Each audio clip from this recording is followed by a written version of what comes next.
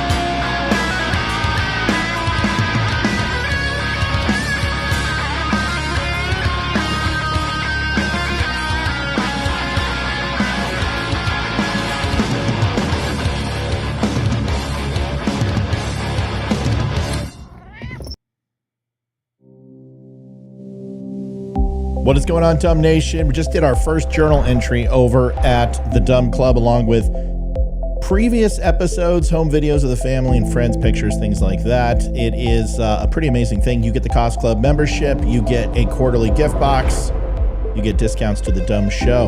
Go take a look, DUM Club, thedumclub.com, and sign up. We are growing members fast. Come take a look. There's a plan that's just right for you.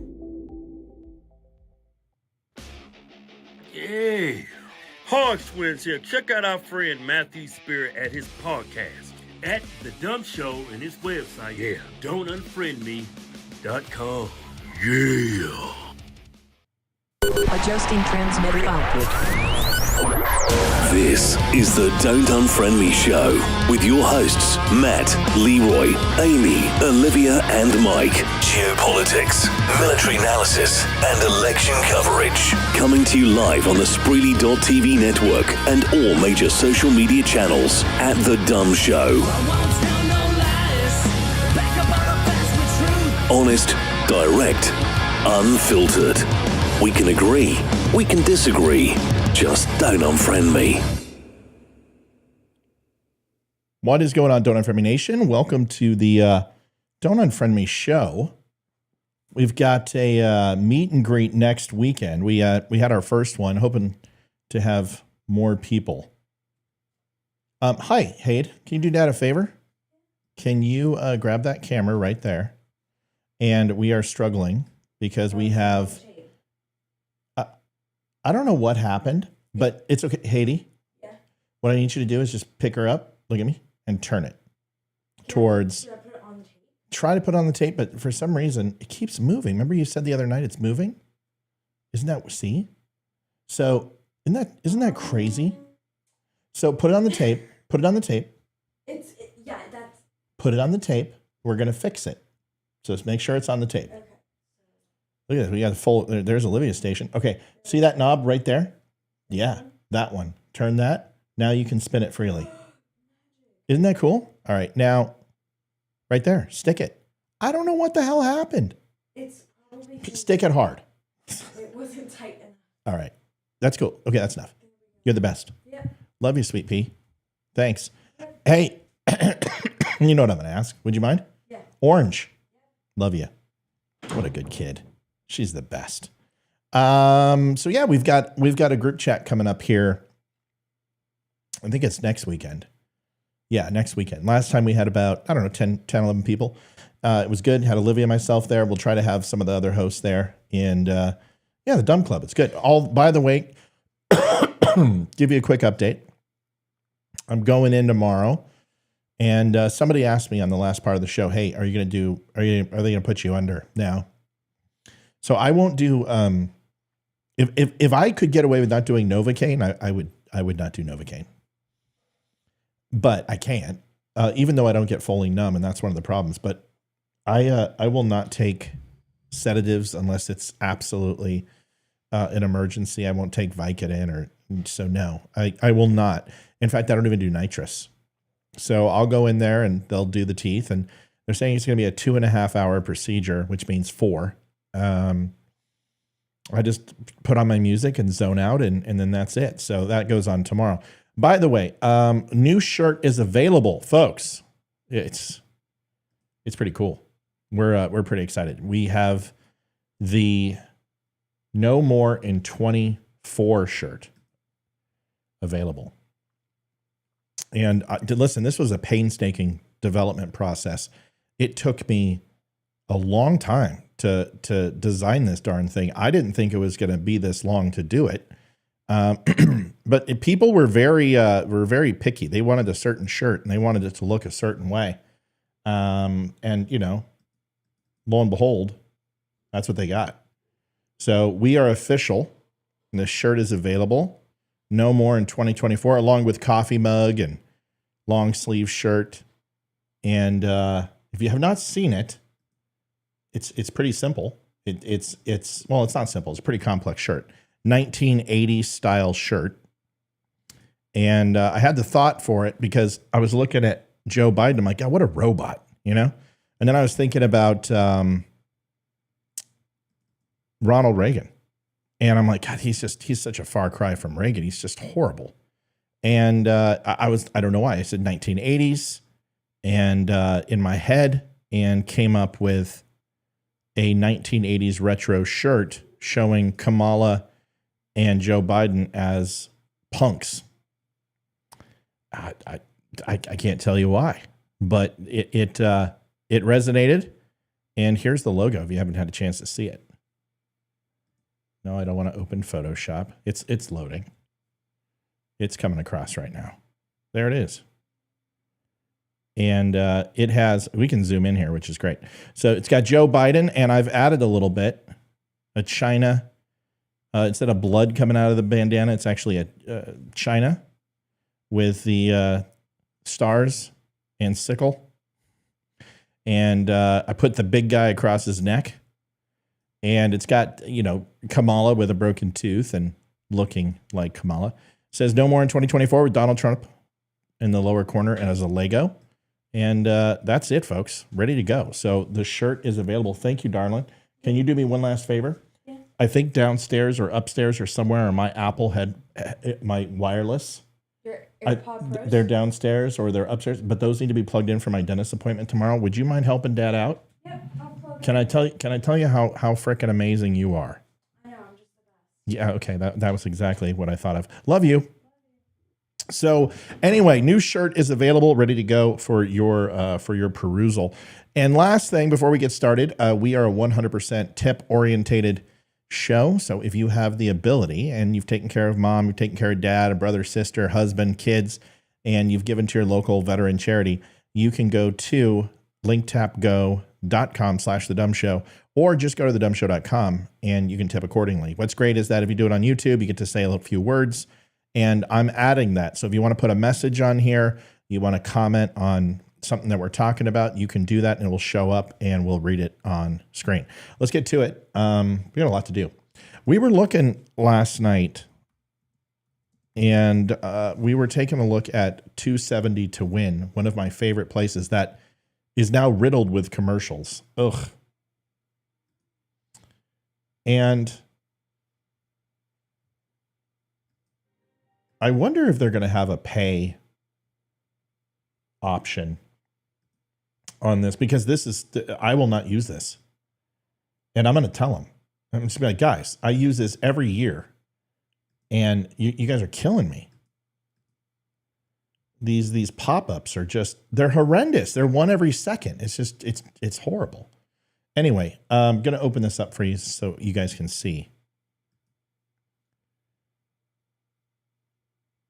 If we take a look at this in particular, and I know it's a little hard to see. I'm going to try to get that blown up for you.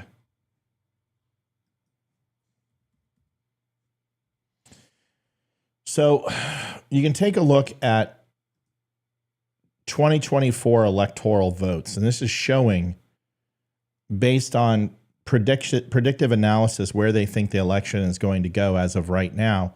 And it's showing that Joe Biden wins 276 to 260. And I will tell you that I believe that this is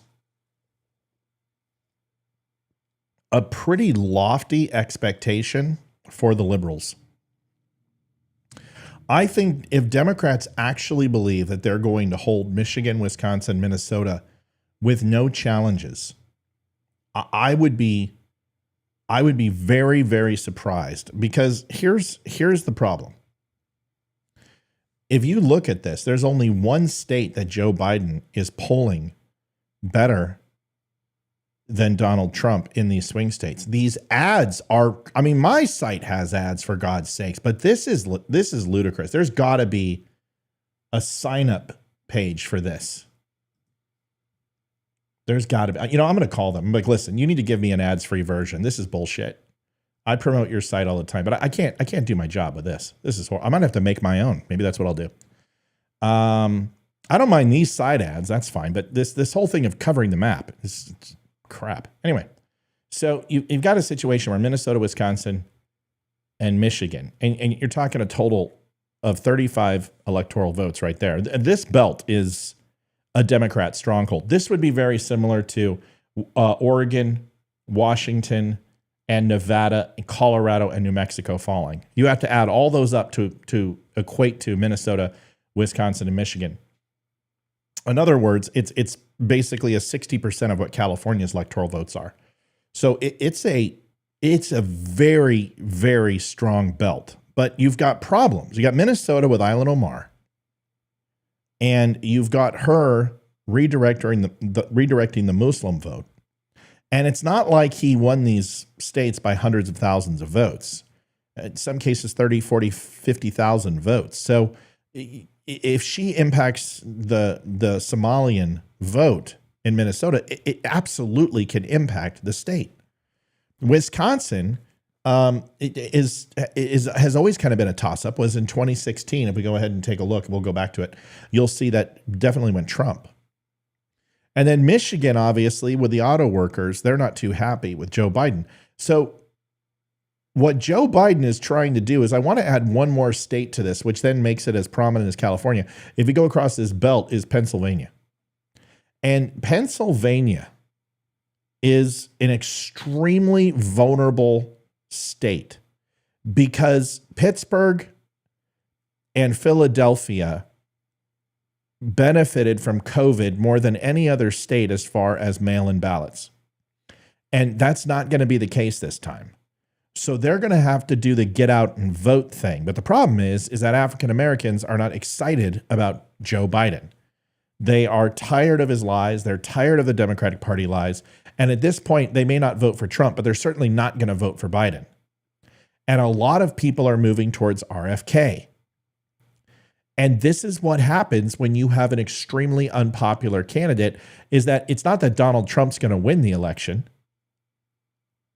It's that Joe Biden's going to lose it. This was very similar to Hillary Clinton. Let's look at the last person who was grossly unpopular that went against Donald Trump. And Donald Trump's popularity rating, it doesn't go up or go down. It stays the same. His base loves him. The people who are not his base hate him. So what you've got is a situation that puts Joe Biden behind the eight ball, simply not by anything that Donald Trump has done, because honestly, the ground game of Donald Trump and the Republicans is horrible because they're out of money. The GOP is flat broke. And hence why we had an ouster of the RNC chairperson, and you saw that replaced with MAGA-focused Trump. I can't remember, was it Laura Trump goes in and takes over that. And now you're going to start see some fundamentals that are going to change as far as the strategy on deck and going into these voting areas, putting vote captains in and having lawyers on the ground. But right now, the Democrats have that on lock, but it doesn't matter. Joe Biden's unpopularity, he's just not a popular person. People hate him.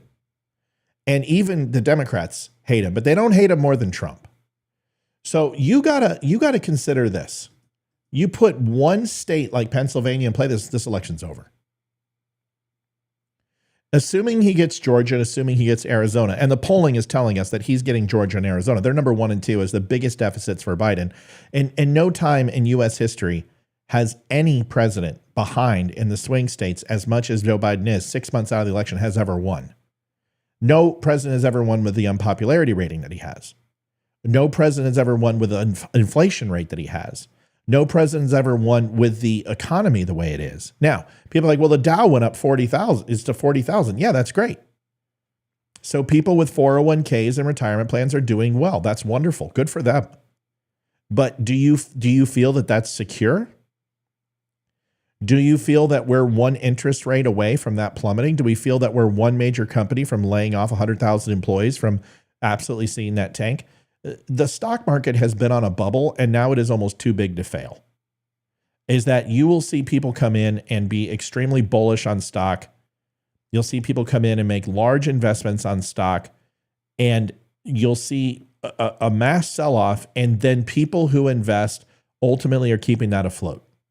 There are people who are making billions of dollars on the stock market right now, predominantly large companies, who are invested in seeing the stock market continue, because this is what happens. And this is how you get a depression or a massive recession, is there is way too much money being printed, which increases inflation. You then stimulate it with the Fed. You increase interest rates, which turns people off from small business loans, from home loans, from buying homes, staying put, which galvanizes the real estate market into a standstill. Builders can't keep up with demand. And then ultimately what you're finding is that the people who are in these houses, and you're seeing jobs not being able to be filled, corporations struggle, the dollar is more expensive, they can't keep up, they can't bring new people in because housing is so expensive, they can't keep up with the cost of living expense, and businesses start moving out of state. These states then impact, and it rolls over and over and over and over, and it steamrolls, and you start seeing massive depreciation of overall state revenue, which then impacts federal revenue. This happens all the time. And it never gets to a point where we either get into a super hyper growth phase or a depression phase. Usually you'll see a hyper growth and recession when it gets good and gets bad. What we're seeing right now is a stock market which is super hyper growth, but the rest of the economy is not keeping up. And that will ultimately create a drag on the stock market. We're just one major conflict or one major issue away. For an example, if 9/11 happened tomorrow, there's no doubt in my mind that where we are right now versus where we were in 2000, we would go into a massive depression after that attack, based upon the volatility of the market and the overall dollar right now. So we're one giant event away, in my opinion, from total market collapse. And we're talking something on the scale of 9/11. And if you think our enemies don't know this, you're crazy. But this electoral map, folks, by the slimmest of margins. I believe that Donald Trump, although will probably not pick Nikki Haley for vice president, I believe that the reason why Donald Trump, everyone goes, oh, Nikki Haley. And then what he does is he releases a statement that says there's no way I'm voting for Nikki Haley or I'm making her VP. Well, he wouldn't address it unless it was in consideration. I'm just letting you know. Why address it? If somebody said Mike Pence is going to be the vice president, Donald Trump would address it, I'm sure. But with Nikki Haley, he's giving her air, and he doesn't want that. So there is a viable reason to go with Nikki Haley.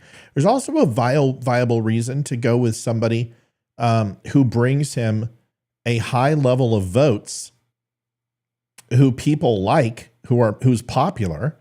And that's where Ben Carson can come in. That's where even a Tulsi Gabbard, which I think is the worst mistake. And the people who are screaming for Tulsi Gabbard right now are thinking with the wrong head. They're just thinking about, if he goes with Tulsi Gabbard, you guys, I don't understand how you could possibly think that Nikki Haley is a neocon rhino when Tulsi Gabbard is one of the most socially progressive liberals to serve in the last 10 years.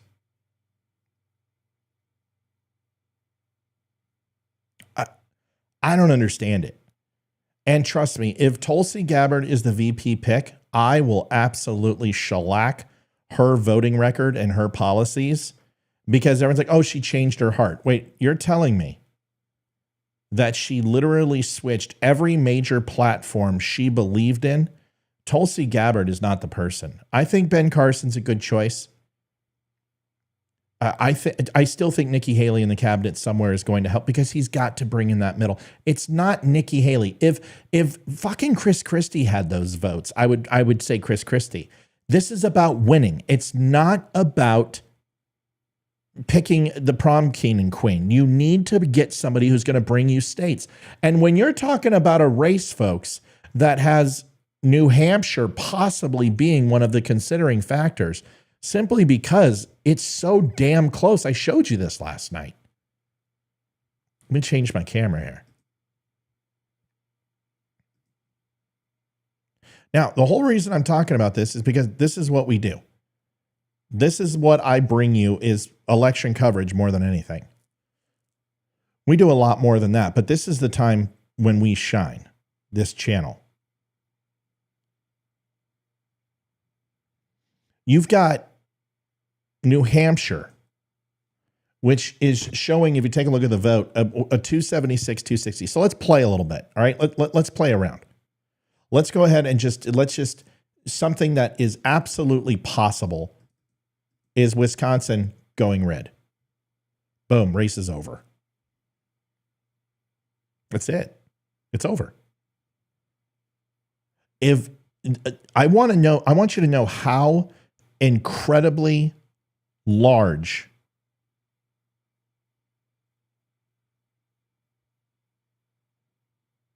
can someone answer why at least 21 countries moved in 2023 to stop trading in the US dollar? Teresa, I'll answer that question in just a second. You guys and girls remind me, and I'll tell you. Kristen, what? Kristen put my name down. What did I do? Matthew and Spear, what about me? Somebody tell me. All right, so remind me Teresa's question here. I don't want to lose this. I can pin the comment, I think. Can I pin this comment? I don't know how to do that. Oh, yeah, I do. There we go. Boom. Okay, Teresa, I got you starred. Okay, so you're in a situation here where Wisconsin flips 10 electoral votes, 270, 266. He doesn't even need New Hampshire. Okay, now let's talk about Virginia, which is definitely purple, light blue. That flips, he loses. And that's a possibility. But now I want you to consider something else. When you look at a state like New Hampshire, and you look at how well Nikki Haley did there, and did very, very well in the North Quarter, you have a situation where you may find that if you put Nikki Haley on the ticket, that New Hampshire ultimately goes red. We know this because we take a look at Chris Christie, you take a look at Sununu, you take a look at other Republicans who've come in. New Hampshire can be swayed because it's usually a very small amount of votes that need to flip in order to. Where's Olivia? Is she all right? No, she's dead. She's dead. Olivia, I forgot to tell you guys. Woof. I'm sorry, I forgot to tell you. Yep. Olivia woke up this morning and just decided that she was going to leave me for the milkman, and she's not, folks. She's at Ethan's game, so she's got to do mom responsibilities, and it gets busy this time of year. We have concerts, we have baseball, so never fear. I was just teasing. That's not a funny thing to do. She's not dead. She is just working her butt off. She had to go get her glasses today. She was all the way down. I had to make dinner. She came home. She took Ethan to practice, and she'll be on tomorrow. So that's what happened. So she's going to be okay. She's washing her hair. You've got a lot of New Hampshire. Now this is the one thing, is that when you look at Boston, Massachusetts, it's not going red. But you've got to worry about the southern portion of New Hampshire. But what we saw in the primaries is that it was very gettable. The number of votes in New Hampshire were some of the highest we've seen for a Republican primary. So that's always positive. So if you go ahead and put this in play, this completely changes the things that this breaks out. So it's 264 to 272, right? So let's just say Trump gets New Hampshire, puts Nikki Haley as Secretary of State, puts her as possibly a VP, something to that effect, and has to go get her people, which Trump needs to get those extra 4 or 5%. If he doesn't, it's going to be a tough go. But let's just say he does. Well, what could Biden possibly lose? Wisconsin? Pennsylvania? And you're looking at 293, 243. That's the proverbial wet dream. Because I believe Nikki Haley delivers him Pennsylvania and possibly New Hampshire. Whether you guys like it or not, it doesn't matter. Don't tell me about the MAGA base. MAGA will vote for Donald Trump no matter what. No matter what. Then I won't vote for Donald Trump if he picks Nikki Haley. You're full of shit. Of course you will. You guys said he could go out and shoot someone on Main Street and they would still vote for him. Of course they'll vote for him. So that's not going to happen. You get Nikki Haley or you get a person like DeSantis because you want to bring in that fringe element that are the Never Trumpers. If you can go get 10 to 12% of the Never Trumpers, this race is over.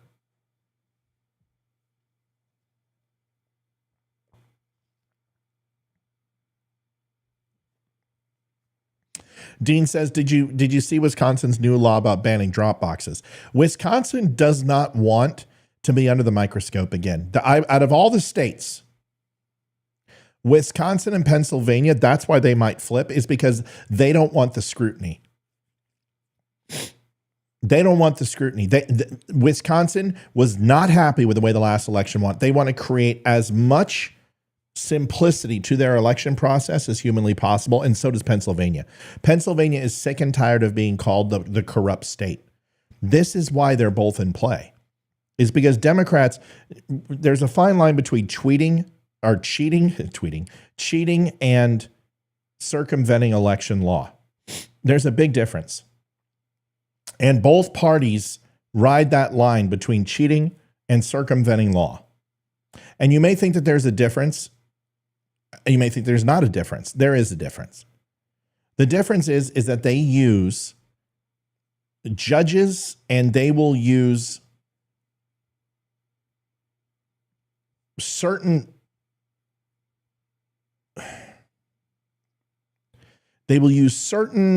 guidelines and bylaws to push the very edge of the law without breaking it.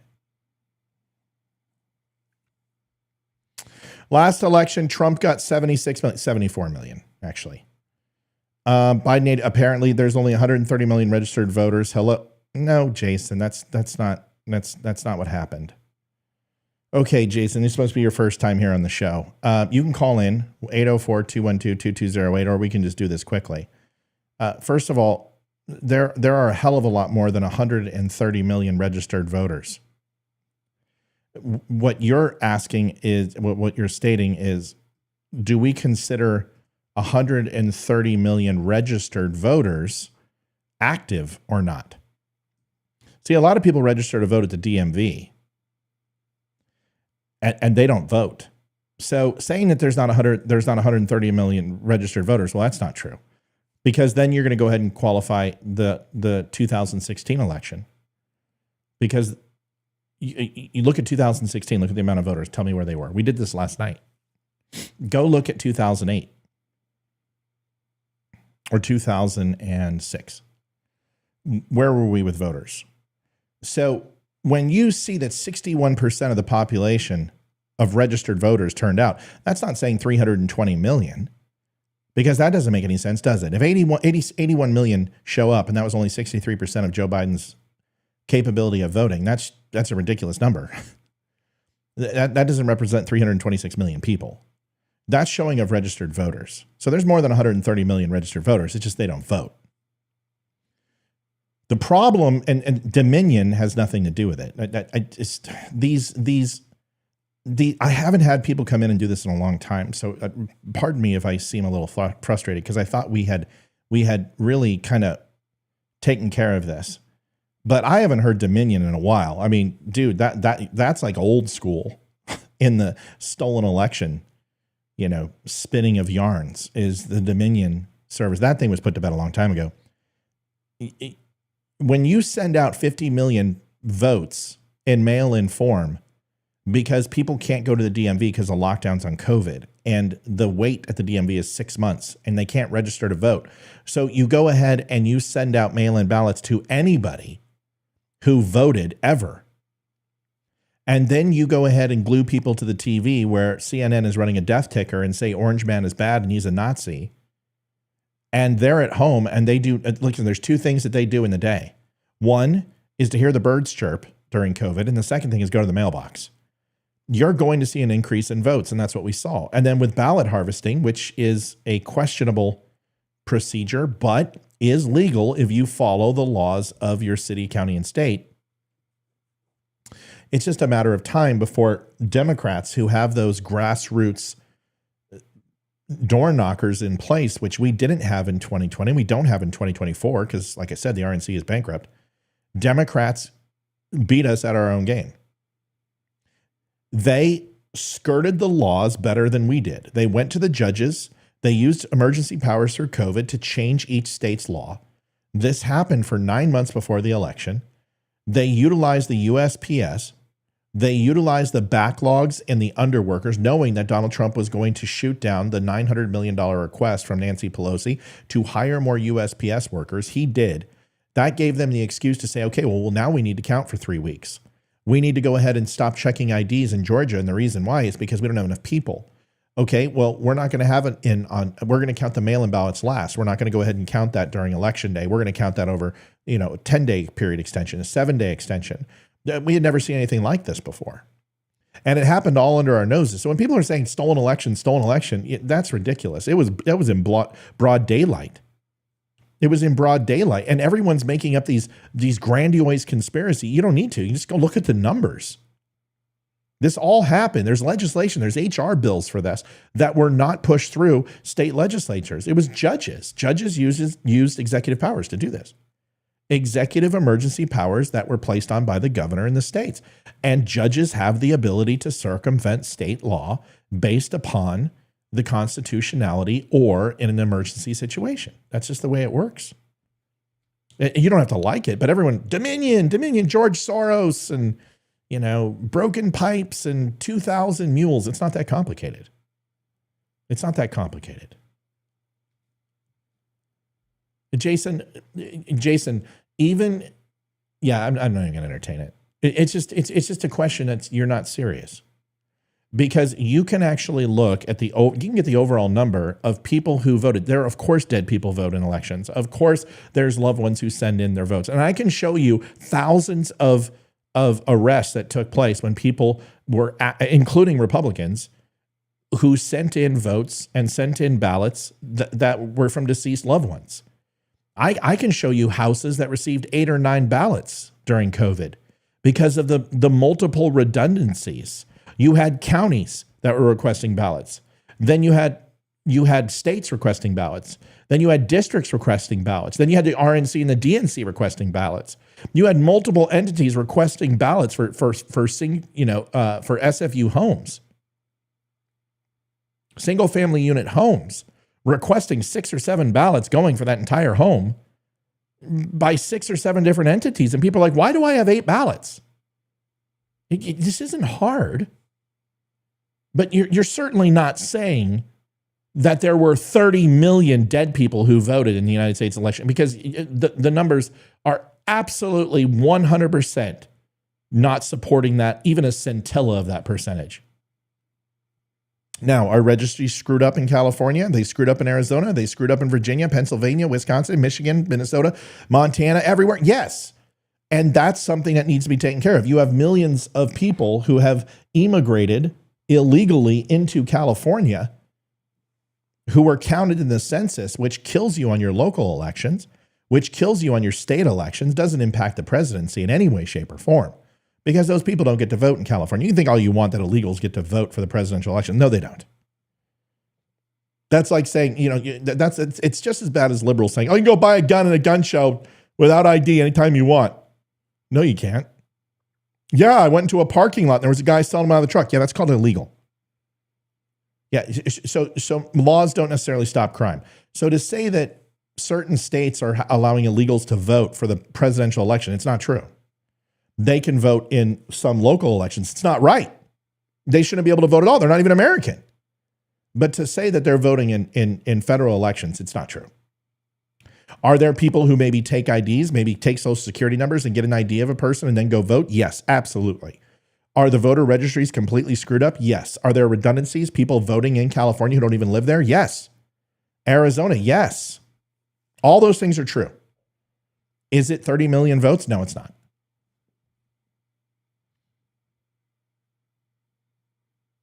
So what I want to try to do is I just want to keep it in reality. Right? We've got to keep this in reality. And of all the things that we talk about, the most important thing that we should focus on is how many people are you going to bring to the polls? How many people are you going to grab? How many friends are you going to grab? How many people are you going to carpool? Are you going to go on your Facebook page, on your community and say, hey, I'm driving people to the polls. Anytime you want to vote and you don't have a ride, you let me know. And if you're within 5 miles of this station, I'll come pick you up. I'm doing that. We're actually going to go ahead and have our vehicle ready to go, and I'm going to put a recording device in it. And we're going to go around and talk to people who want to vote. And I don't care if they're Democrat or Republican, they're getting in the car. If you need a ride to the polls, I'll get you there. We have to do whatever we can to get these people voting.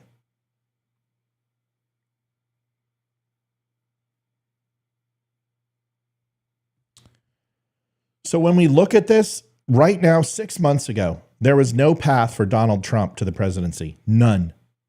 None. Absolutely none. Now, Joe Biden is in that pickle. You don't need New Hampshire. You don't need Wisconsin. You just need one of them. I will tell you, there'll be more money dumped in Pennsylvania and Wisconsin than any other 2 states in any election combined. I promise you. But then you've got to be careful, because he'll pull a 2016 and Biden won't go to Virginia. And Youngkin, if he stumps for Trump, you're going to sneak Virginia. There is too much territory. There's too many opportunities. You are not going to turn Idaho. You're not going to turn Montana, Wyoming, Utah, Arizona. You're not going to turn Texas, Oklahoma, Kansas, Nebraska, South Dakota, North Dakota. You're not going to turn Iowa. You're not going to turn Missouri. You're not going to turn Arkansas. You're not going to turn Louisiana. You're not going to turn Mississippi, Alabama, Georgia. No. Tennessee, Kentucky, Indiana, Ohio, West Virginia, Virginia. We already talked about that. North Carolina, South Carolina, and Florida. You're not going to get Alaska. Joe Biden's not going to flip shit. Joe Biden is not going to flip any of those states. The only thing that Donald Trump has to do is flip 1, 2, and possibly 3. He only has to do one of those. If he flips Wisconsin, Pennsylvania, or Virginia, this race is over. With no equivocation. And that's a fact. So when we look at path to victory, the path to victory for Donald Trump is much stronger than Joe Biden. And they have literally switched roles.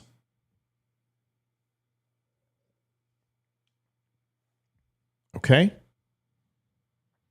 So do I want us flipping out? No, but understand that this can change. But he is not flipping any state in any way, shape, or form. He has to play defense, and he's the incumbent, folks. So, take a rest. Now, the one thing that he is doing is this whole bravado when it comes to the debate. This is all posturing. What Joe Biden is doing right now is what he's done his whole career. He's going to talk tough. Come on, Jack. Why don't you go ahead and meet me for the debate? I'll meet you around the corner. I'll pull you around back, just like I did corn pop. That's what he's doing. He is pontificating. He's playing the showman.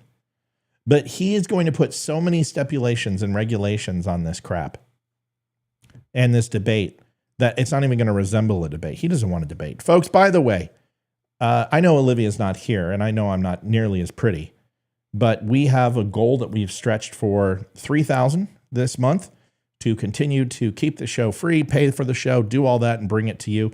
There's a couple ways you can help out. One is go over to thedumshow.com, pick up a shirt, some hats, coffee, whatever you want. Listen, everything we wear is from The Dumb Show. And it's fantastic stuff. Some of the stuff I've had for 3.5 years, people have seen me wear it. And it just, we've washed it 100 times. Our stuff is not cheap. And the reason why is because we don't make cheap products. So go on over there and take a look. TheDumbShow.com, save 10% by using DUM10. You can also stop by thedumclub.com, join the club. We get quarterly gift boxes. You get discounts to various sites like the Cost Club, which is all American-based Amazon. We've got a bunch of other stuff. Go take a look, dumbclub.com. Last but not least, if you look right down there, it says linktapgo.com, The Dumb Show. You guys can donate if you have the chance to do it. You can go right there and you'll get a little message. It'll pop up and say thank you. If you have an opportunity and you can help us out a little bit, we would appreciate it. Here's Joe Biden and Joe getting all tough over the debates because Donald Trump called him out. And I don't know what he's smoking, but I want some of it because this guy is under the, listen, he may have won, in my opinion, the first debate. Joe Biden didn't do terribly at. I believe Donald Trump kind of shot himself in the foot a little bit. But after that, no. I think Mike Pence just mopped the floor with Kamala. And I don't have a chance to slow down. I'm doing this by myself tonight. So you come over here and do it, Violet. I can't.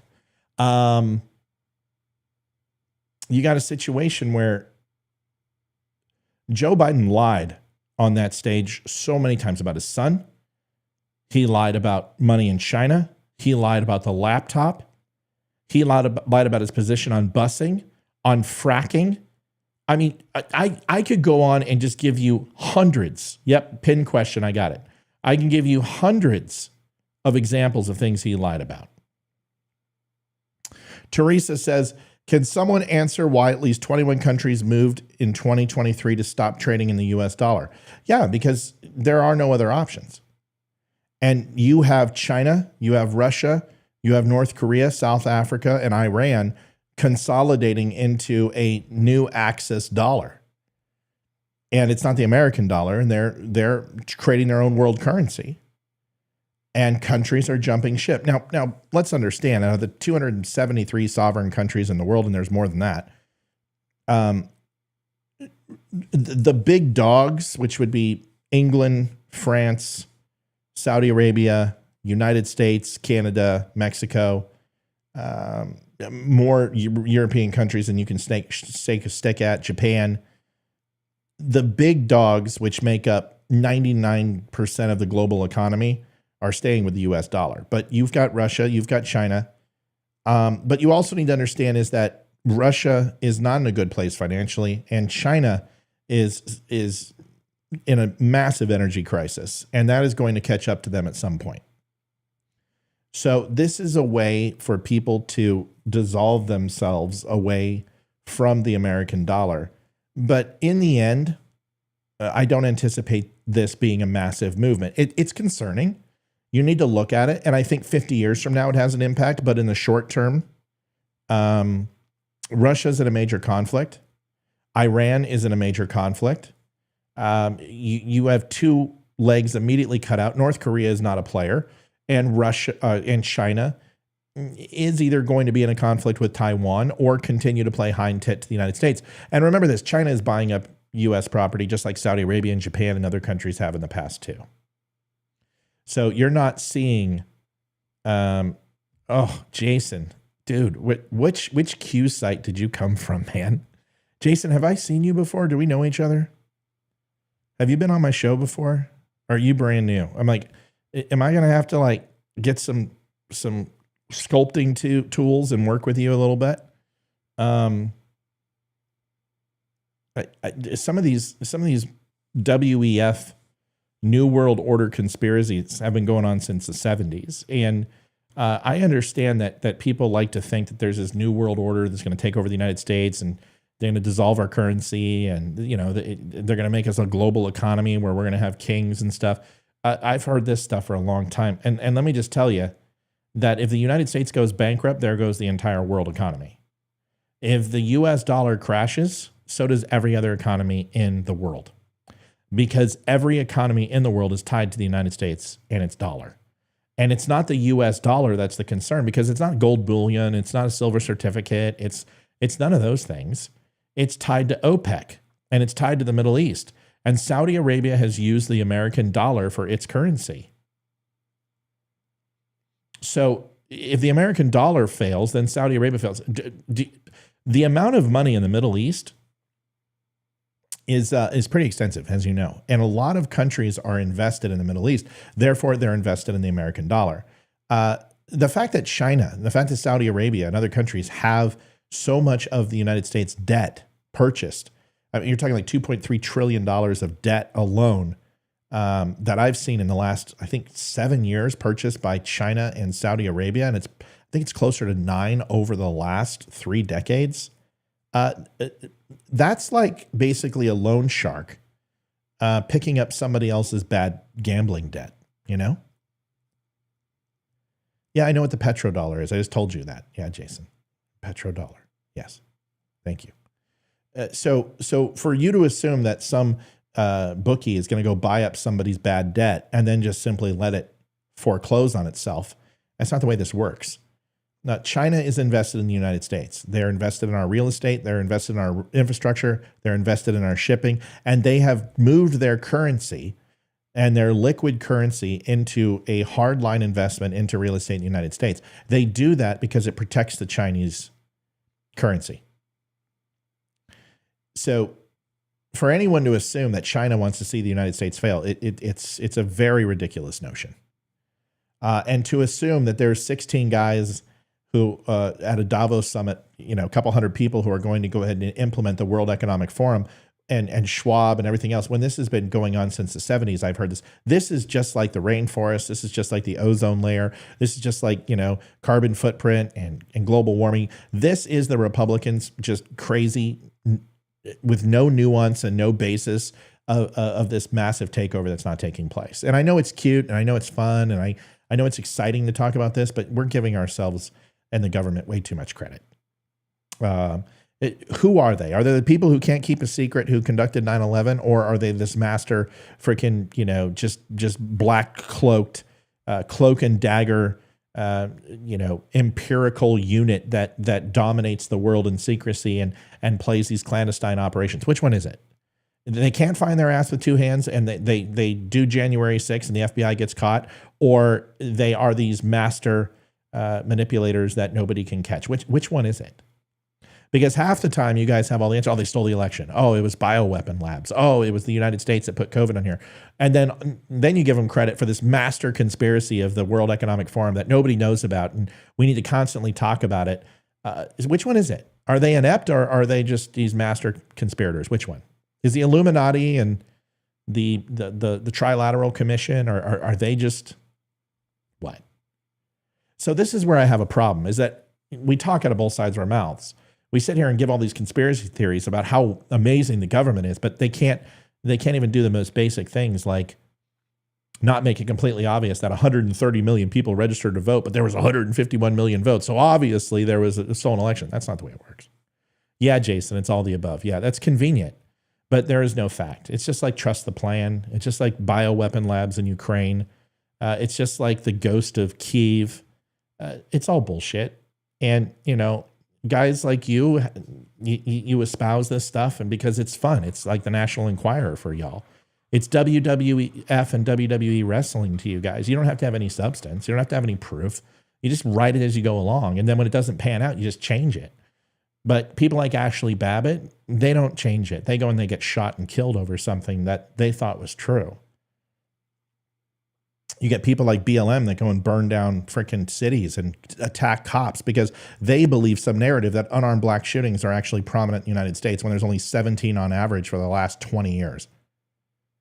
So this is the problem. And this is the problem. There's no credibility anymore. People like Nick Fuentes get millions of followers and millions of dollars because all he has to do is sit up there and lie and just absolutely. Sure, it's fun to you, Jason. You love this stuff. Because there's no accountability for you. Nobody holds you accountable. There isn't one thing factual that you've said so far since you've come on here. You're just espousing talking points from cuers. And if you would have called in, you could tell me all these things. And you could go ahead and tell me, what are some of the things that you actually believe that are true, that have taken place? What predictions have you guys heard? You guys always have these little memes and t-shirts that say, I'm out of conspiracy theories. All mine have come true. Which ones? Because the conspiracy theories about Donald Trump being tapped and wiretapped, that wasn't a conspiracy theory. See, when you actually have evidence of secret courts, when you actually have evidence of FBI informants inside the Trump campaign, if you have evidence of when Donald Trump takes office and can actually see the reports from the wiretaps and see the declarations coming off the White House desk, that's not conspiracy theory. When we talk about COVID, we talk about the lockdowns, and we talk about the pressure of the United States government seeing how far it can push its citizens into totalitarian rule, and it's not a conspiracy theory because it happened. You understand what I'm saying? But when you say Hillary Clinton's a lizard and that she and Bill Clinton were hung in Guantanamo Bay,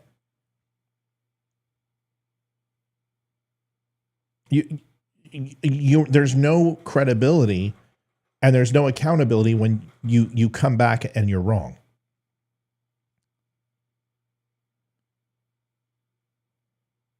So that's the problem with this, is that I've had thousands of people interact with this show who've lauded the same things that you're saying right now, and none of them come back.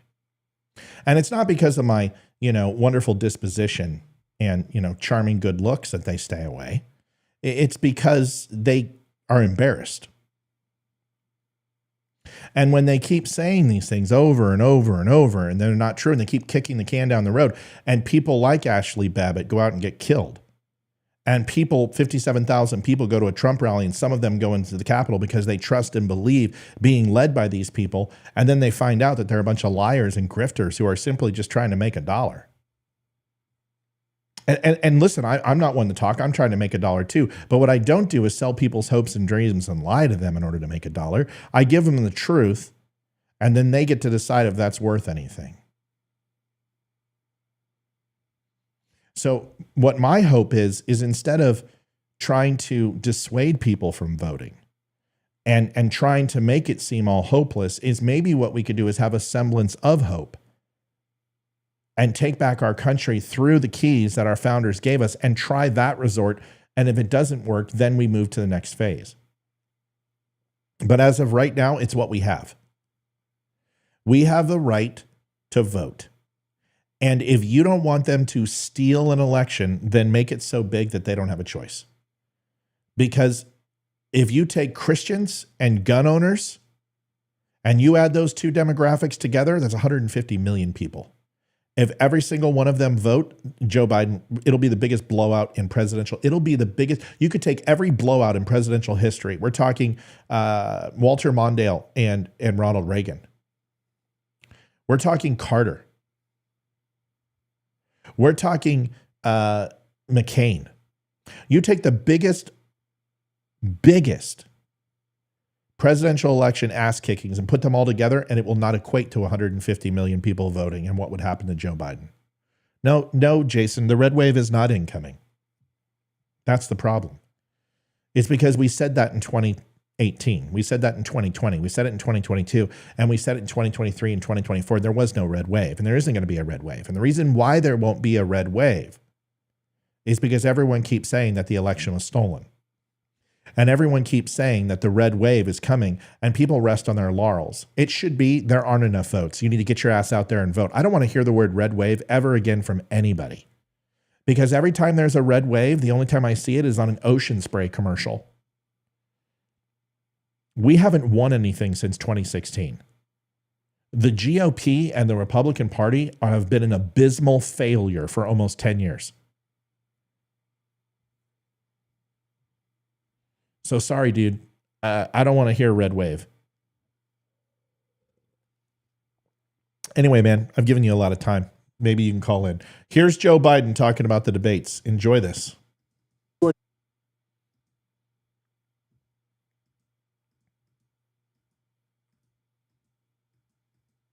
That's not the same guy. He's got a lizard suit on. Look at him. He doesn't look the same from 10 years ago. Who does? Go look at me during COVID, man. I didn't realize how freaking much weight I put on. I was looking like a thumb. And thank God I'm back in the gym and working out. But my God, I just got lazy. People change, dude. That's what happens. Here we go. Donald Trump lost 2 debates to me in 2020. And since then, he hadn't shown up for a debate. Now he's acting like he wants to debate me again. Well, make my day, pal. I'll even do it twice. So let's pick the dates, Donald. I hear you're free on Wednesdays. Donald Trump lost 2 debates. Donald Trump lost 2 debates. That's funny. That's funny. But if he doesn't actually show up, see, the interesting thing about Joe Biden is he doesn't want anything from RFK. They have done everything they can to discredit RFK. And I'll be honest with you, I would never vote for RFK in any situation, ever. But I'll tell you what, I would much rather have this race be RFK versus Joe Biden, because then at least I know that issues and policy will be discussed. Because I think RFK wipes the floor with Donald Trump in a debate. Sorry. Have you seen people try to bully RFK? It don't work. Why is it funny? Because it is funny. Like, if you can't laugh at the opposition, what are you going to do? Cry? I think it's kind of funny. Heard you had Wednesdays free. Listen, if Donald Trump said it, you guys would be celebrating. He occasionally can say something that his writers give him that is decent, but it's all smoke and mirrors. Joe Biden he doesn't want to debate. He doesn't want to debate at all. And he very well may have to, because he's going to have to do something. The bump that he got after the debates in 2020 actually helped him. I don't think he gets those bumps, because anything that he puts on Donald Trump is going to be essentially Back to the Future. He's going to be going in the past to hit Trump to cover up his current failures.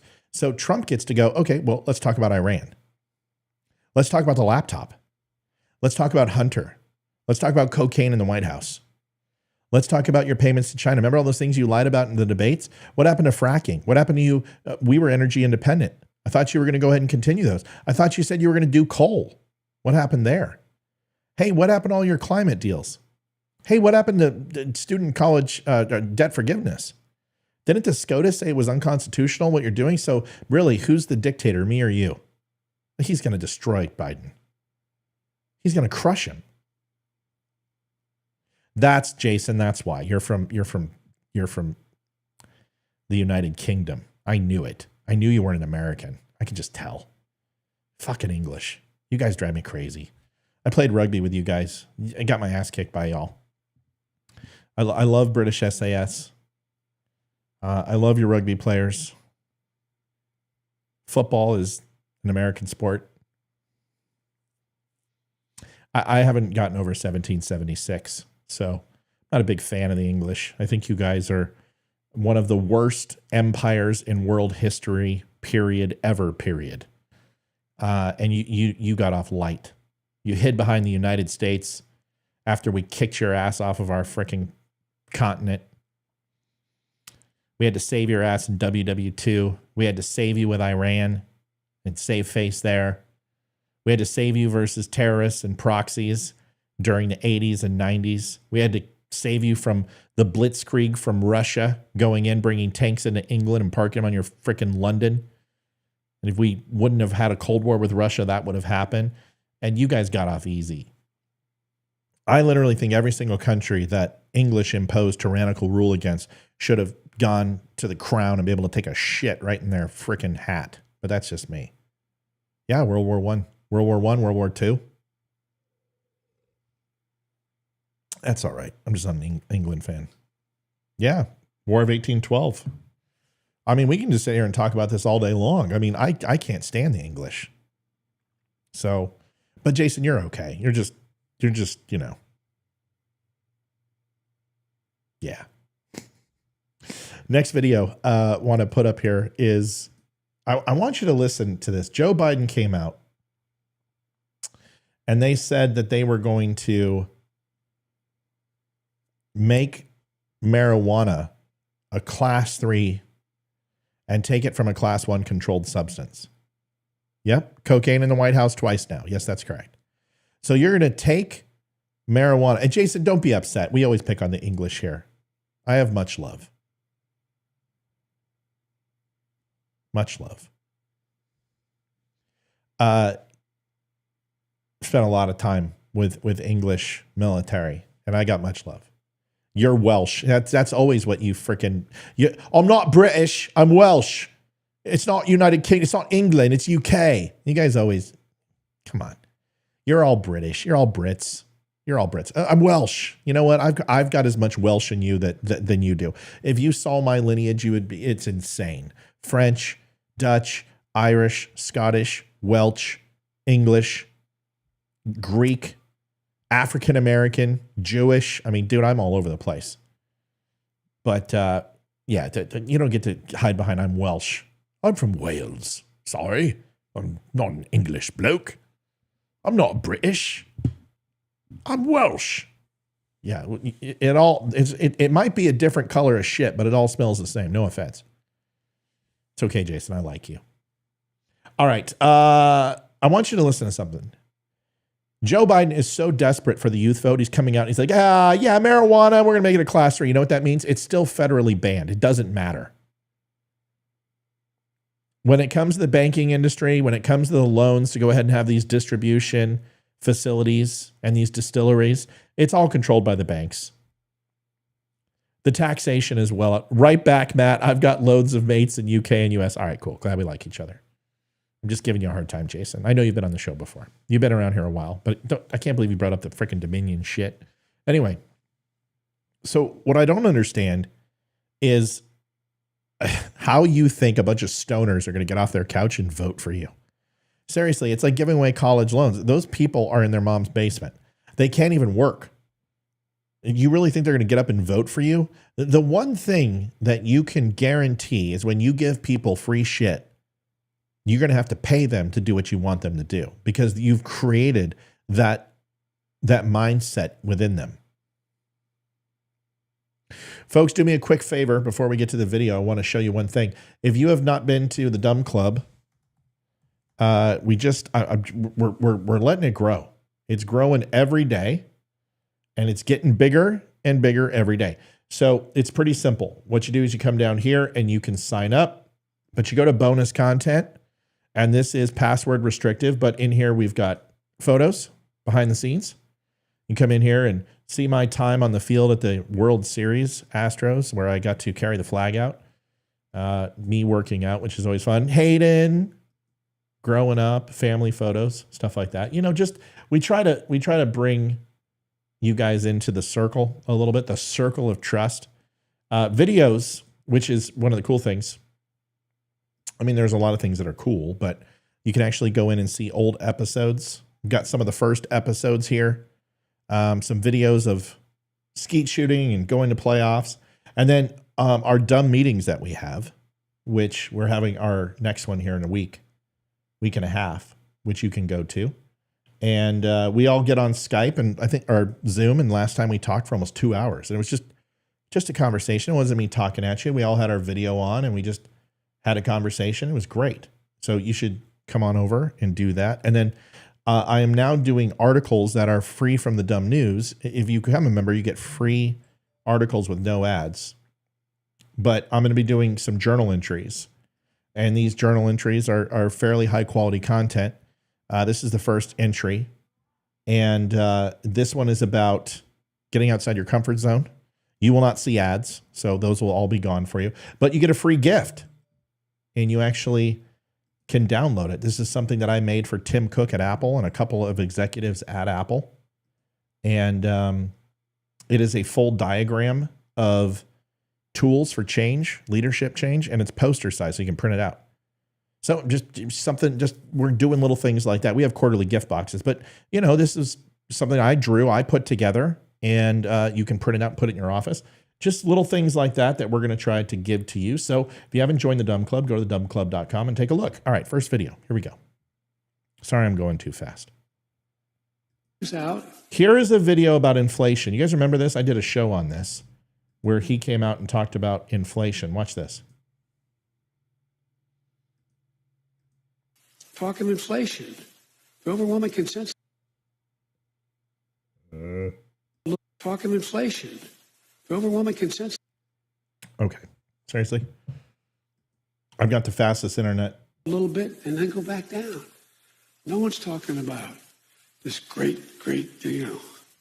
So, again, if it turns out that what I've done so far, what we've done so far, is a mistake, it's going to show. Bringing down inflation. It was 9% when I came to office. 9%. Talking inflation. 9% inflation. That's a complete blatant lie. 75-year high. In fact, inflation was higher than it's ever been under Joe Biden. And this is all he does. He lies. Mike says, if you're allowing strangers over the internet into the circle of trust, I'm not sure you're doing the circle of trust right. I don't consider people who I've spent 3.5 years of my life with online to be strangers. That's just me. Consensus. But trust me, I do keep certain people at bay for sure. This is, remember, he's taking marijuana from a class 1, moving it to a class 3. But watch this. This will... It's drugs, stupid. It's drugs.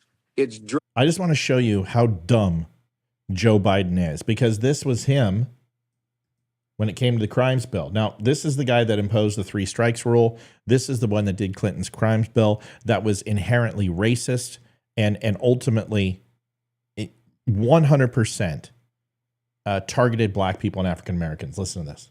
Stupid. It's drugs. It's drugs. Stupid is drugs. And it is. It is drugs. This statement is unfortunately necessary in the face of rising drug abuse among our children. While drug abuse among adults is holding steady, all the surveys tell us that more and more children are falling prey to drugs. Anecdotal for 1 second, went to one of our leading high schools, public high schools in my state, and one of the leading private high schools. In the midst of the campaign, asked them about what they thought about marijuana, how many thought it was harmless. 85% of the kids raised their hand. First time since the 1974 I've had a debate in a high school with children about whether or not, why isn't it legal? It's the old 1974 argument when I got started in this business. So we have to understand there are 39 million children under the age of 10. If not 1/10 of 1% increase in the percent of those who try drugs occurs, we will still have an 8 or 9% increase in the number of crimes committed as a consequence of drugs because that population is going to balloon. So holding steady is not enough. It will create a crime wave like we haven't seen in the next 10 years unless we do something about it now. So we must also expand the drug courts to cover 50,000 more children. A vast improvement on the no drug testing, no treatment, and no threat of punishment system that typifies so many juvenile courts today. 600,000 convicted first-time drug abusers walk in the street without one single solitary sanction against them. Thanks, Anon. Are not lenient, they are tougher. They are tougher. Joe Biden is completely full of caca. So now, how is he going to go ahead and address the rise in crime that's going to take place based drugs, upon his numbers? Stupid. It's drugs. It's drug. How is he going to go ahead and address that? Someone want to explain that to me? How is he going to sit here and answer the questions when he explained that drugs are responsible for crime? Because that's what he just said. That you will exponentially increase crime. Doesn't make much sense, does it? 1994 has brought a lot of changes. Talking 30 years ago. What has changed with drugs? They become more prominent. They become more potent. They become more dangerous. Go take a hit from a joint and go smoke a bud from 1970, 1980, 1990 that wasn't laced with PCP or some other hallucinogenic. And it isn't even remotely as potent as the bud today. The marijuana today, you could smoke a whole joint by yourself, no problem. In the 80s and 90s, we did it in high school. Smoke a whole joint, pass between 3 people, no problem. You could take 3-foot graphics bong hits out of that thing and you would still be fine. Hi. How are you? Okay. Do you think it might be a little bit about your attitude? I'm getting awful tired of the whining. If you're going to play a man's sport, you're going to have to act like a man. You want to be a little boy, there's little boy sports to play. Okay? We can play twiddlywinks, go roller skating. You can go play field hockey in the front yard with Jack. If you want to play a sport where other people are relying on you, you got to be a man. What do you want to do? Doesn't sound like a man. I can't hear you. What do you want to do? Try it again. Take a deep breath. Suck it in. Let it out. Say it like a man. I want you to as well. I don't want to see that on in the game. Mom couldn't even send me any videos because you were melting down. Do you understand? Okay. You can have a bad day. That's what being a man is. Being a man is handling that bad day and not carrying it out on your teammates. We don't throw temper tantrums. We don't cry. If you're hurt, I understand. If you're injured, I'm with you. Were you hurt or injured today? You were hurt. Were you injured means you can't move and can't do your sport. You can't do your job. You can't do your role on the team. Were you injured or were you hurt? Okay. So what does hurt mean? It's yours. It's nobody else's problem. So don't share it with everybody else. If you're injured, you let somebody know. Okay? Did you get a hit? Did you have a bad game? What did you learn? Colorado Avalanche lost how many games to the Stars? How many times did they feel sorry for themselves?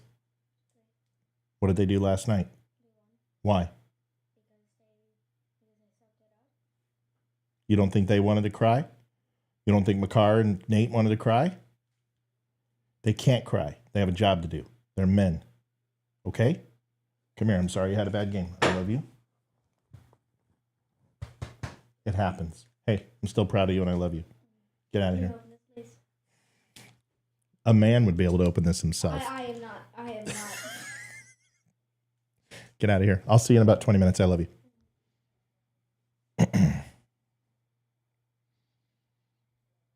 That's my son. He didn't make the all-star team today. And I think he allowed himself to get into his head and punish himself before he even took the field. And the reason why, if you think that that's easy, it's not. It's not easy being a dad, and it's not easy turning a young boy into a man. It's not. And I hated my dad at times. And I don't think Ethan hates me. He had his moments of hating me. It's not now, because he wanted to cry right there. And he can cry. He just has to have a reason to cry. It can't be for him. It's got to be for somebody else. Because any type of crying that you do for you should be done in private. Because it's selfish. There's nothing wrong for crying for others. And that's important for him to know. And he was fighting it because, he wanted to come in here and just give me a hug and say, I had a bad game, Dad. But I would have done that, but he melted down on the mound. And he started throwing gas on the fire. And the reason why is because he got a cup. And he made a great play on third in the game the other day, but it bounced up and it hit him right in the nuts. Picked it up, and he threw it to first, got the out, and then collapsed and was just like, he got racked. And I love the fact that he did that, and he put the team first. So I told him, I said, I'm going to get you a cup, and we're going to make it comfortable and everything else. So instead of trying it on before the game, instead of asking me how to use it, I let him learn himself. And it was pinching him on the mound. And if anybody's had a cup, you have to be really careful when you put it on, because if you don't get it in the right spot, it's uncomfortable. It doesn't feel good. So he went on the mound and he was struggling. He was trying not to cry, and he let it distract him. And he walked a bunch of people, and then he let it affect his batting and everything else. So he took the cup out, and then he started playing. And Olivia called me, and she goes, he's melting down. He's not having a good game. And I said, you got to talk to him. You got to tell him that he can have a bad game, but he doesn't get to make everyone else have a bad game. And he needs to be there for his team, and he needs to suck it up. So when he came in, I think he knew that I knew, and he was not looking forward to hearing it. But the way that I look at it is, if I allow Ethan in his circle, in his shadow, to allow garbage to remain without picking it up, and I watch him do that, then what I'm telling him is, it's okay to leave garbage in your circle, and I condone what you're doing. I approve. And I don't. So when you see something that you disagree with, when you see something that you don't approve of, a lot of people say, oh, God, just let it go. Let it go. No, never. I will never let it go. If I see something that's wrong, if I see someone take a tip off of a waitress's table, I'm going to grab that person. You only have one opportunity to declare that people's inequity is something you won't tolerate, because you don't tolerate it in yourself. And you're not going to make a lot of friends this way. You're not going to be idolized by people, but at least they will know one thing. Yeah, Matt's honest. You know where you stand. So tonight he didn't perform. I love him. Doesn't change one thing. If he would have hit 5 home runs and acted that way, he still would be in trouble. He's not in trouble. But he's a good man. He's turning into a good man.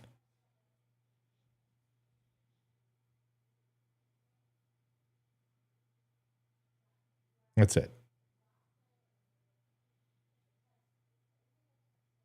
Yeah, it's a hard job. Yeah, I mean, he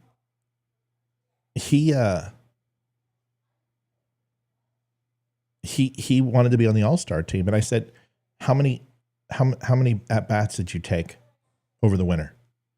None. How many times did you pitch? None. How many times did you throw back into the net? None. How many times did you use the baseball machine to catch pop flies? None. Okay, well then you're not an all-star. You're a part-time player. You're going to get part-time results. Now, is it always like that? No. It's not always like that. It's not always like that. It's some days, like, he'll fail at something, and I'm just like, dude, I see it. I hear you. But this was self-inflicted. He came into that because he didn't properly negotiate not making the All-Star team, even though he should be on the All-Star team. He's the hardest hitter in the league. Nobody can hit. Dude, he's 30 feet from the home run wall at 10 years old.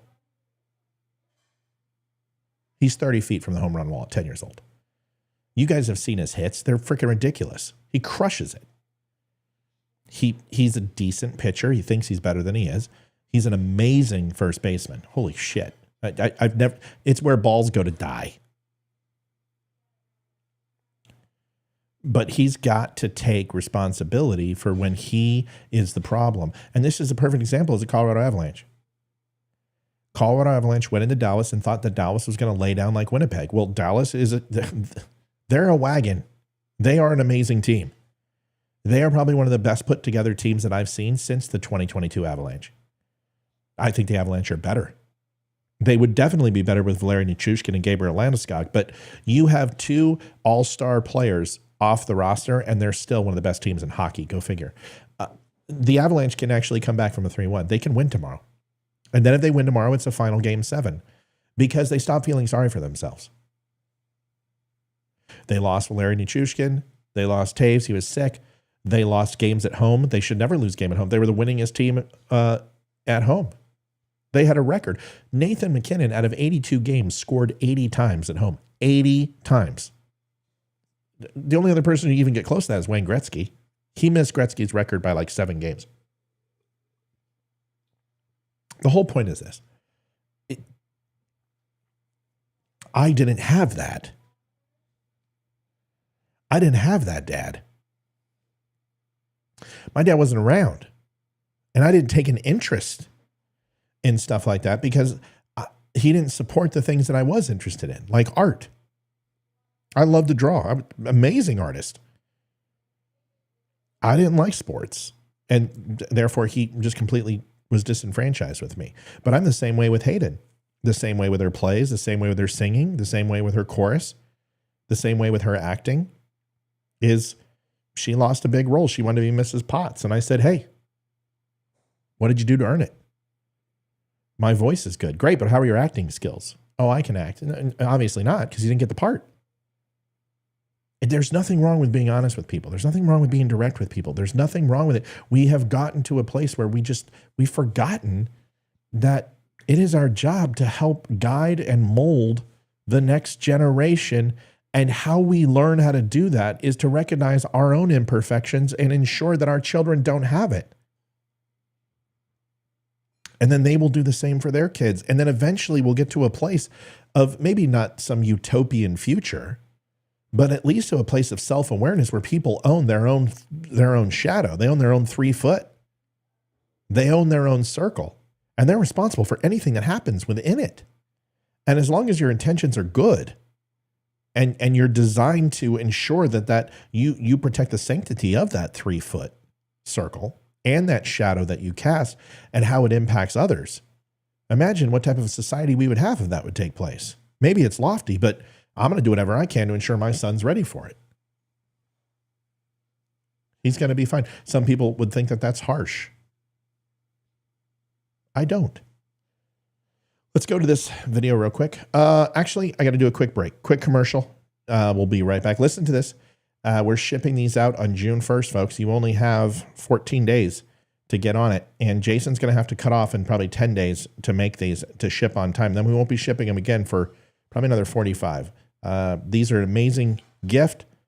We've got some graduations coming up. They're making an amazing graduation gift to your grandkids, to friends and family, maybe graduating high school or graduating, middle school, whatever it is. These are fantastic gifts. Give it a watch. I'll be back in 1 minute. Doesn't take much of your time just to sit here and watch this. Do that. Hey, what's going on, Don't Unfriend Me Nation? Matthew Spear from the Don't Unfriend Me podcast. It's interesting. I've had these books for, 3 years now, and I've got, 3 independent books of the Declaration, the Bill of Rights, and the Constitution of the United States that I inherited from my mother. Leather-bound, beautiful, and they're older books, 1935, 1937, something to that effect. I'll show them on the show, but people see me reference these nightly on the show. And the interesting thing is I've never really put 2 and 2 together. We have a website, and someone asked last night, hey, how the heck do I get those books? Where do I get those books? And it dawned on me that I should provide these. So they are now on sale. They're beautiful books. They're leatherette books. They're hardback, which is nice. They don't have a dust cover or anything. I've used these, like I said, ad nauseum, and they hold up and they stand the test of time. They've got pictures of the framers, founders, inside the books. They make references with different colors to kind of explain things in a little bit of a simpler way or give some context. But these books, word for word, are the Bill of Rights, the Constitution, and the Declaration of Independence. They are absolutely stunning. You get each book individually for $15.99 over at thedumshow.com. We also have a bundle over there where you can save $5 on all 3 for $44.99. And last but not least, the pictures you've just been looking at and the video is the Documents of Freedom, custom made by PFC Flags, comes in an amazing, beautiful, decorative box for $64.99. Stop by thedumshow.com and take a look. They're available right now. Fareed Zakaria on the election. This is a really interesting one. If you have not heard this will take us to the end of the hour. Give a watch this. This is probably, I have to admit, I'm not a big fan of him, but I will say that he's very much like Turley. Turley's a constitutionalist and a scholar and a lawyer, and Jonathan Turley is amazing. He's not a big fan of Trump, but he absolutely gives the straight poop, which I appreciate. It's important, be honest, right? But Fareed makes an amazing evaluation of the presidency. It's 4 minutes, but let's give it a listen. It's really that good. I would encourage you to watch it. Here it is. This is playing out as I thought it would.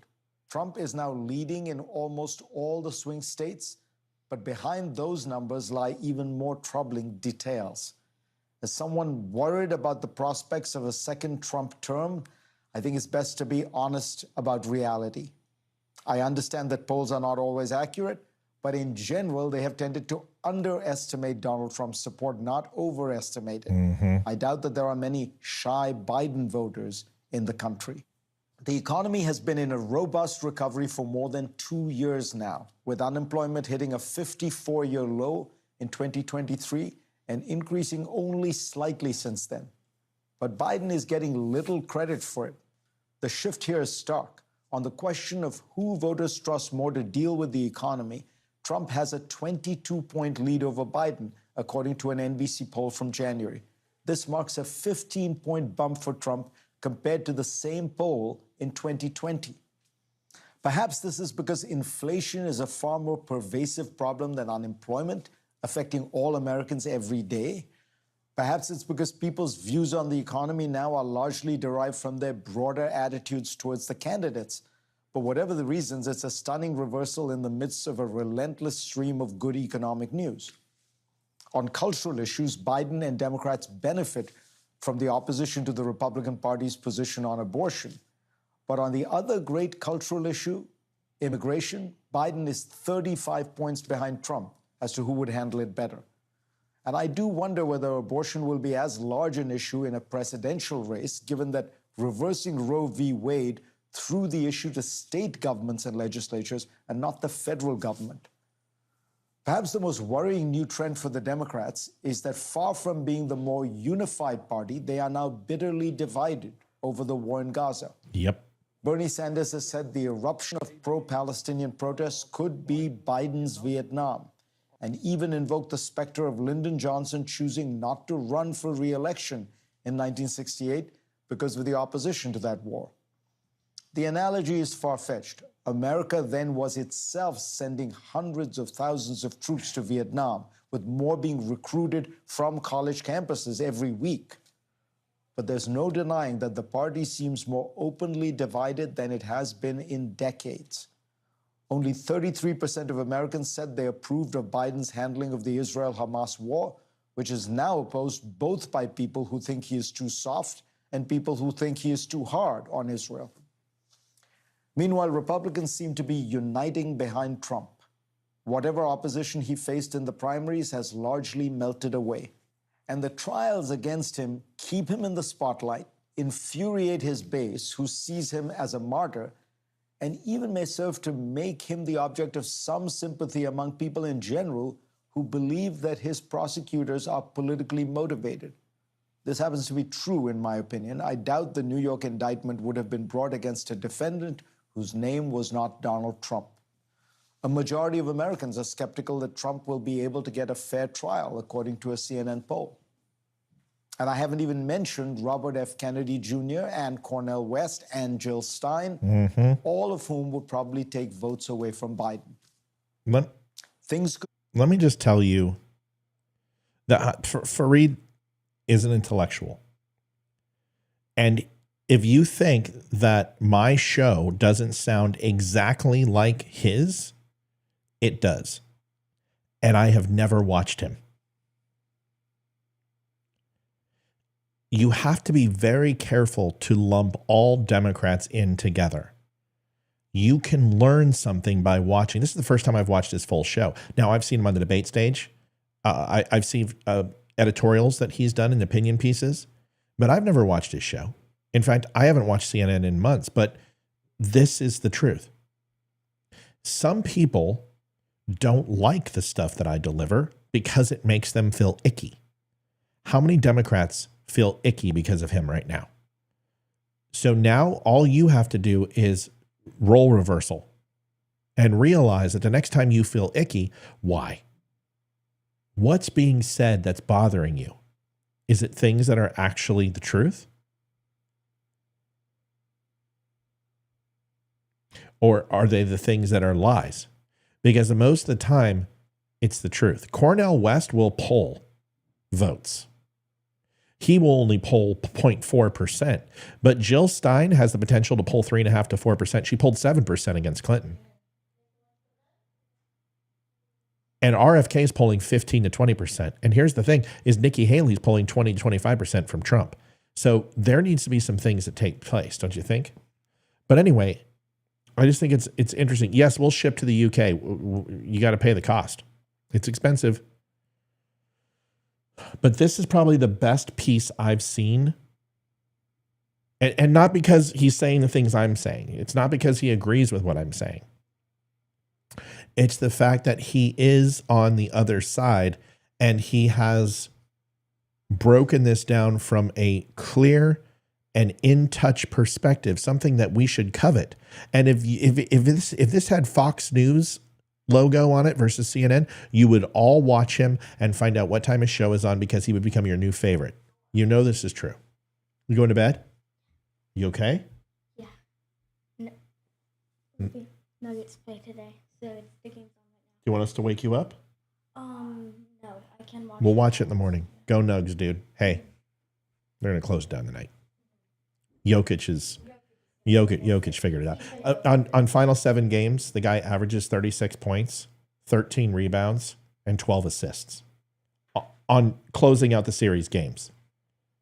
If he puts up 36, 14, and 12, forget about it. If I see us win 4 straight games in a row, I'm gonna. I think he puts it away. They're going to the Western Conference. Okay. Love you, pal. So anyway, this is an interesting thing, like I said, but if this guy was on Fox, you would absolutely watch him. So let's finish this up and then we'll close it down for tonight. Change. Folks, if you have the chance, linktapgo.com/the DUM Show. We're trying we try to hit a little bit each night in order to get to our goal. Certainly don't want you to feel like I'm pushing anybody. I just, $10, I think we're worth more than $10. So if you guys have the opportunity and you like the show, if you've already donated, please don't. If you feel hey, I can't afford it, don't donate. But if you haven't donated and you're like, hey, you know what? I watch the show every night. I've been a longtime viewer. This is a way to help get you on the map, take care of us, and make sure that we continue the show.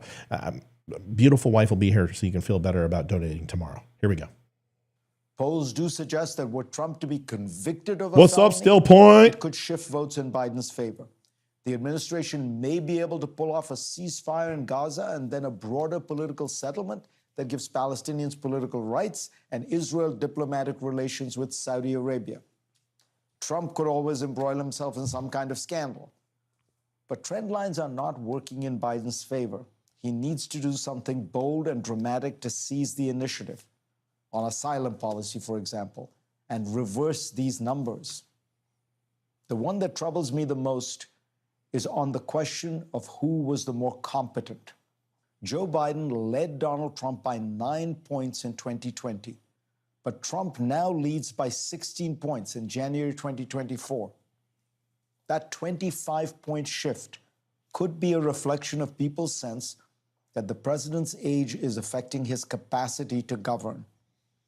And there's very little that Joe Biden can do now to change that perception. Hands down, he should get a Peabody for that. Seriously. Certainly not a Pulitzer, but that is probably the most accurate reporting you will see on this election ever, unless you've been watching my show. It's based, it's honest, it's true, it's remorseful, it's filled with retrospect of cynicism and a little bit of derision. He's not happy about this. He's just reporting the truth. And that is where we need to get to. There's nothing wrong with being honest, because I told you 12 months ago, Donald Trump did not have a path to the presidency, and I was right. These numbers, look at the numbers now. If this is indicative of Donald Trump winning, then where was he a year ago? These numbers were nowhere close to this, and he was going to lose. He was going to lose. He still might lose. There's too many variables. Because of all that bad news, any other candidate would win, but he's got Nikki Haley sitting back there. He's got Ron DeSantis sitting back there. And if he can't bring those people in, Donald Trump will lose 25% of the Republican vote. You may think that that's not possible. Well, it is, because those independents and those fence sitters, they decided the elections. That's 7% of the constituents. The 4% of males and 3% of females, they decide the election every single year. And if some of them are going to Jill Stein and some of them are going to go to RFK, that means they're not going to go to Trump. And yes, that hurts Joe Biden, but it also hurts Donald Trump. Donald Trump needs to unify the party. That is the last thing that he needs to do. And when he does that, it will be the kiss of death for the Democrats. And I've told you how he does it. Does anyone remember what I've said? Because I'm going to leave you with this, the one thing he didn't say. If you want to unify the party, you have to develop a platform. And since 2016, the Democratic Party has had a platform since Barack Obama. Since 2006.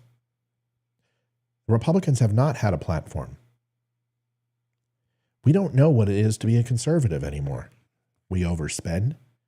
We get involved in conflicts. We don't secure our border.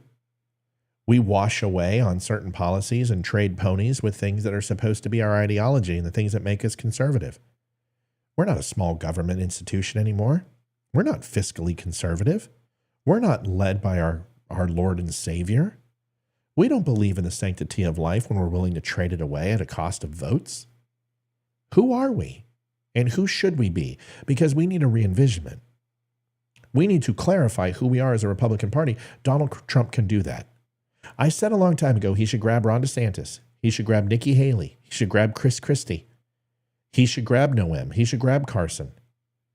He should grab some moderate Democrats and put them around a table and build the Republican GOP party platform for 2024. And it should be laced in MAGA principle. Making America first. It should be 1,000 no's for every yes.